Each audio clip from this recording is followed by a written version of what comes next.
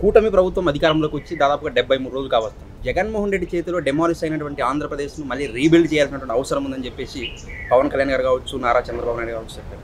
అసలు 73 రోజుల పరిపాలన ఎలా ఉందంటారు ఆంధ్రప్రదేశ్?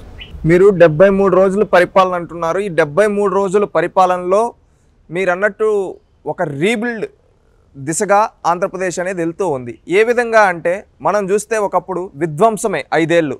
ఎక్కడ చూసినా అది గ్రామ స్థాయి నుంచి రాష్ట్ర సచివాలయం వరకు ప్రతి ఒక్క దగ్గర ఒక విధ్వంసం చేశాడు జగన్మోహన్ రెడ్డి. ఏ విధంగా విధ్వంసం చేశాడంటే ప్రజలు ఇచ్చిన తీర్పు దానికి సమాధానం చెప్తుంది. ఎందుకంటే ప్రజలు ఒక అరాచక విధ్వంసాలను తట్టుకోలేక జగన్మోహన్ రెడ్డి అనే వ్యక్తికి మనం ప్రతిపక్షం కూడా ఇవ్వకూడదు అని చెప్పి ప్రజలు ఏం చేశారు, తనకు ప్రతిపక్ష హోదా కూడా ఇవ్వకుండా ప్రజలు కూర్చోబెట్టారు జగన్మోహన్ రెడ్డిని. ఎందుకంటే ఆ విధంగా విధ్వంసం చేశాడు కాబట్టి. ఇప్పుడు చంద్రబాబు నాయుడు గారి పైన అదేవిధంగా కూటమి ప్రభుత్వం పైన ఉండే బాధ్యత ఏంటంటే ఖచ్చితంగా ఈ ఆంధ్రప్రదేశ్ని పునర్నిర్మించుకోవాలి. ఎన్నికల సమయంలో కూడా చంద్రబాబు నాయుడు గారు ఒకే మాట చెప్పాడు, రాష్ట్రం గెలవాలి, ప్రజలు గెలవాలి అని. ఆ నినాదం ప్రజలు బలంగా తీసుకొని వచ్చి ప్రజా తీర్పు ఇచ్చారు. 93% స్ట్రైక్ రేట్ ఇచ్చారు కూటమి ప్రభుత్వానికి. అదేవిధంగా చంద్రబాబు నాయుడు గారు కూడా ఎన్నికల సమయంలో కొన్ని హామీలు ఇవ్వడం జరిగింది. దాంట్లో మొదటిగా డిఎస్సి. ఎందుకంటే గతంలో ఈ 2 తెలుగు రాష్ట్రాల్లో అత్యధికంగా డిఎస్సీలు ఇచ్చిన ప్రభుత్వం ఏదంటే అది తెలుగుదేశం ప్రభుత్వం. ఆనాడు ఎన్టీ రామారావు గారు, మళ్ళీ చంద్రబాబు నాయుడు గారు. అదేవిధంగా పదోన్నతులు ఇచ్చింది కూడా తెలుగుదేశం ప్రభుత్వమే.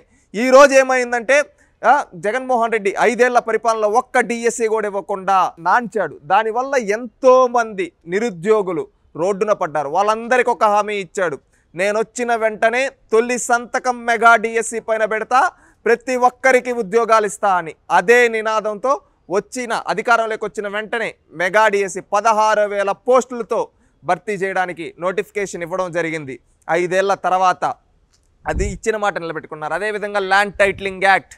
ఈరోజు చూస్తే మనం రాష్ట్రంలో ఈరోజు వచ్చే కంప్లైంట్లు, కూటమి ప్రభుత్వం ఏదైతే ప్రజా దర్బారు, ప్రజా వేదికలు, అదేవిధంగా ప్రజా సమస్యలు తెలుసుకునేదానికి పబ్లిక్ గ్రీవియన్స్ పెడితే అక్కడికి వచ్చే కంప్లైంట్లో 100లో 90% భూ సమస్యల మీదే ఉన్నాయి. అంటే ప్రతి పల్లెలో ఈ వైసీపీ నేతలు, అదేవిధంగా ఈ వైసీపీ నాయకులు, మంత్రులు ఎవరైతే వైసీపీ ప్రభుత్వంలో మంత్రులుగా ఎమ్మెల్యేలుగా చేశారో వాళ్ళు పేదవాళ్ళ భూముల్ని కబ్జాలు చేశారు. దాంతో పేదవాడు బిక్కుమంటూ బతికాడు.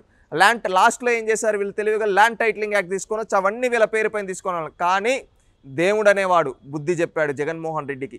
ప్రజలు కూడా ఇన్ని రోజులు బిక్కుమంటూ ఉన్నారు. వాళ్ళకంటూ ఒక అవకాశం వచ్చింది. అప్పుడు ఆ అవకాశంతో కూటమి ప్రభుత్వాన్ని గెలిపించారు.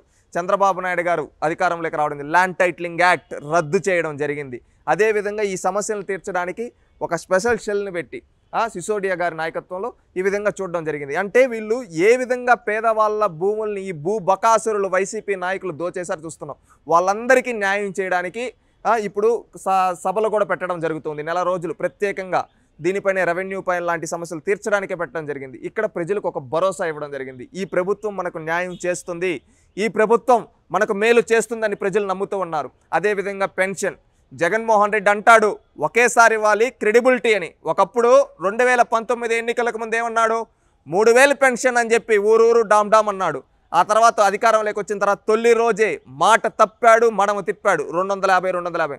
కానీ చంద్రబాబు నాయుడు గారు ఒకే మాట అన్నారు, నేను మాట ఇచ్చా, ఖచ్చితంగా ఇస్తా, జగన్మోహన్ రెడ్డిలా కాదు, ఒకేసారి 1,000 రూపాయలు ఇస్తానని చెప్పి ఒకేసారి 3,000 ఉన్న పెన్షన్ని 4,000 చేసి గతంలో హామీ ఇచ్చిన విధంగా తాను అధికారంలో లేని 3 నెలలు కూడా కలిపి జూలై మొదటి రోజు 7,000 ఇచ్చాడు. బహుశా ఆంధ్రప్రదేశ్ రాష్ట్ర చరిత్రలో, భారతదేశ చరిత్రలో ఏ ప్రభుత్వం ఇవ్వని విధంగా చంద్రబాబు నాయుడు గారు 7,000 పెన్షన్ ఇవ్వడం జరిగింది ప్రతి ఒక్కరికి. అదేవిధంగా వికలాంగులకి, వీళ్ళందరినీ ప్రతి ఒక్కరిని ఆదుకోవడం జరిగింది.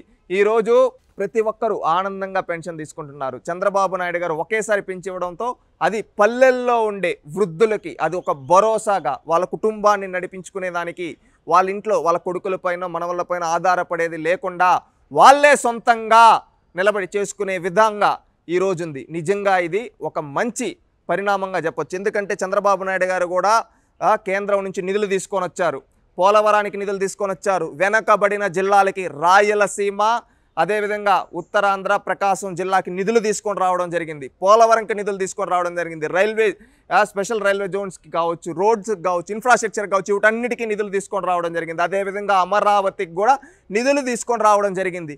ఈ విధంగా చూసుకుంటే కేంద్రం నుంచి మనకు రావాల్సిన నిధులన్నీ తీసుకుంటూ, అదేవిధంగా పక్క రాష్ట్రం తెలంగాణ బకాయిలు ఒకప్పటి నుంచి ఎన్నో 10 ఏళ్ళగా బకాయిలు ఉంటే ఆ బకాయిలను కూడా రీసెంట్గా రిలీజ్ చేయడం జరిగింది కేంద్రం. అంటే ఎక్కడ చూసినా రాష్ట్రం ప్రయోజనాల కోసమే చంద్రబాబు నాయుడు గారు పనిచేస్తూ ఉన్నారు. గతంలో ముఖ్యమంత్రి ఇంట్లో కూర్చొని పరిపాలన ఏదో ఊరికే వచ్చాడా అయిపోయింది అట్టుండేది. కానీ ఈరోజు చంద్రబాబు నాయుడు గారు ప్రతిరోజు సచివాలయంకి వెళ్తున్నారు, సమీక్షా సమావేశాలు పెడుతున్నారు, ప్రతి శాఖతో సమీక్షా సమావేశాలు. మొన్న కలెక్టర్ల సమావేశం జరిగింది ఈ మధ్య. నిర్విరామంగా తెల్లవారుజామున 9:30కి మొదలైన కలెక్టర్ల సమావేశం రాత్రి 9:30 12 గంటలు నిర్విరామంగా సాగింది. అక్కడ రాష్ట్రంలో ప్రతి ఒక్క శాఖ పైన ఒక చర్చ జరిపి జిల్లాల్లో ఏ విధంగా ముందుకెళ్ళాలి, ఒక విజన్తో ఎలా ముందుకెళ్ళాలి, మనం ఏ విధంగా అభివృద్ధి చేసుకోవాలి, గతంలో ఈ ప్రభుత్వంలో వైసీపీ ప్రభుత్వంలో నష్టపోయిన వాళ్ళందరినీ ఏ విధంగా మన ప్రభుత్వంలో ప్రజాప్రభుత్వంలో ఆదుకోవాలనే విధంగా పరిపాలన సాగింది. అదేవిధంగా ఇండస్ట్రియలిస్టులని అట్రాక్ట్ చేసి ఇక్కడ పెట్టండి పరిశ్రమలు, మేము మీకేం కావాలన్నా ఇస్తాం, మా వాళ్ళకు ఉపాధి చూపేయండి అని చెప్పి రీసెంట్గా చూస్తే 15 పరిశ్రమలు శ్రీ సిటీలో మొదలు పెట్టడం జరిగింది. ఈ విధంగా చూసుకుంటే చంద్రబాబు నాయుడు గారి పరిపాలన అభివృద్ధి సంక్షేమం 2 కళ్ళగా భావిస్తూ ప్రజలకు మేలు చేయడం కోసం రాష్ట్ర ప్రయోజనాలే ధ్యేయంగా పరిపాలన సాగుతూ ఉంది.